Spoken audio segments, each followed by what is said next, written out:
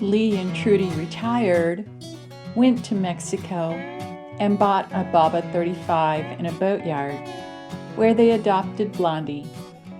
Beginning their 4th year of living aboard La Brisa, they enjoy sailing in the Sea of Cortez, exploring new anchorages, and life in general.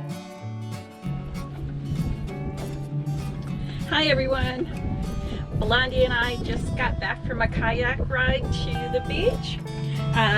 We are in the anchorage opposite the city of La Paz, in the anchorage part called Mogote.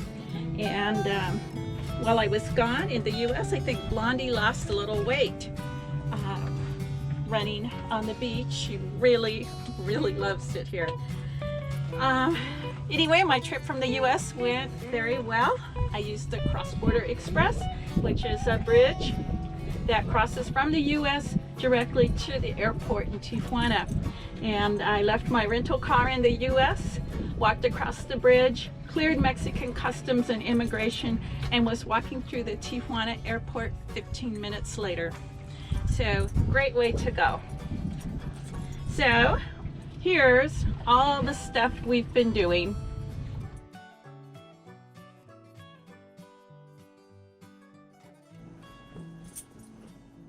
Going back to December, when we arrived in the La Paz area, we enjoyed the local Christmas festivities and decorations all the way through the 12th day of Christmas, which is January 6th, or here it's known as Dia de los Reyes. There is nowhere better to enjoy the festivities than on the Malecón, especially on the weekends and holidays when families come out to enjoy the lights. One evening at the marina, Beverly, our daughter, and I were surprised to see someone had finally strung some Christmas lights from a mast. As we got closer, we realized it was our boat, La Brisa. Unbeknownst to us, Lee had brought Christmas lights from Guaymas. Most of our time was spent in the marina enjoying the sights of La Paz with Beverly.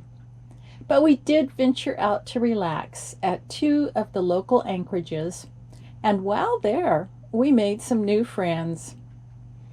Both anchorages, which you have heard me mention before, are nearby and have their own unique flavor. Caleta Lobos is primarily a cruiser anchorage, as it is almost impossible to reach by vehicle unless the vehicle is extremely rugged. I like Lobos because of the surrounding vegetation, the mangroves, the gentle sloping beach, and the clear water. Blondie likes it too and indulges in nonstop running. The Caleta consists of a shallow forebay and a longer main part of the bay. In the past, we have had a problem getting the hook to set if the anchor lands among the cannonball-sized rocks that are haphazardly strewn about the bay. It pays to firmly back down to set the hook. We have heard of an instance where significant damage was sustained from a dragging boat.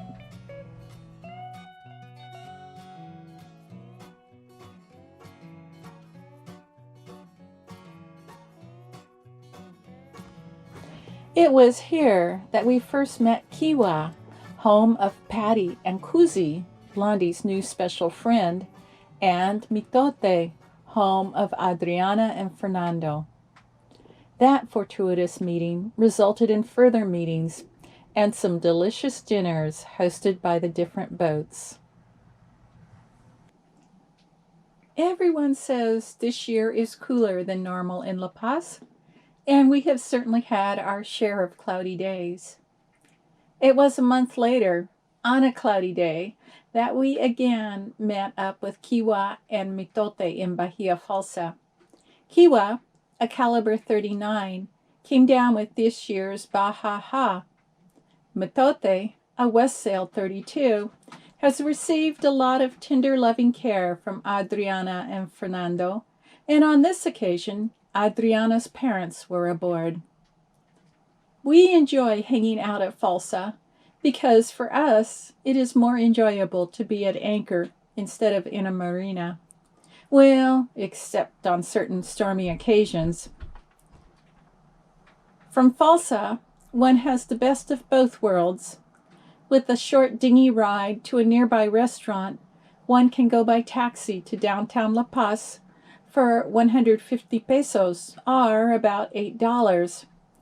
Patty did in fact do this, and that day Kuzi, a former La Paz street dog, came to spend the day with us. When I mentioned to Lee that, see, 2 dogs are doable, he rolled his eyes. It appears Blondie will have to remain an only dog.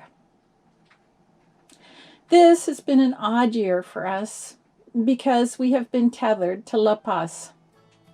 It's a convenient place to receive visitors, and it was easy for me to get back to Southern California for surgery. Now it turns out it is fortunate for our fathers. My dad enjoyed my visit north, and Lee will be flying out of La Paz tomorrow to visit his dad, who had been in the hospital. We hope we have a future opportunity to do more exploring, but right now it's important for us to connect with family. In the next episode, while Lee is away, I will be doing some long overdue sewing projects, and I will talk about a couple of things that help make our cruising life more comfortable. So until then.